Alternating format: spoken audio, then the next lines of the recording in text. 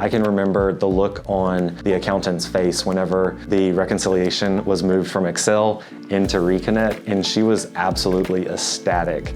As Chick-fil-A grows internationally, we also need products and solutions that can grow with us. Just recently, Chick-fil-A went live in Puerto Rico, and we partnered with Trintech to create new reconciliation types for those restaurants. Prior to using some of the Trintech solutions, a lot of these reconciliations were going on in Excel. Getting the reconciliation into a Trintech solution has given visibility to my entire team. For one thing, for the Trintech solution is the actual UI. Having it in an actual enterprise-grade solution or software allows for other people to come in there. It has an audit trail to see what you did or others have done. It just creates a lot of efficiency and time savings.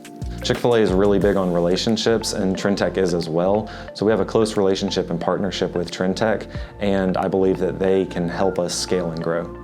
One of the most surprising results, I would say, from having a relationship with Trintech is how they're willing to partner with us for our custom needs. If there's anything that we need, we can always go to our customer success manager or to the success center and ask those people for their recommendation. They're always willing to listen to us, and they can take their expertise and knowledge from other customers and bring it back to us.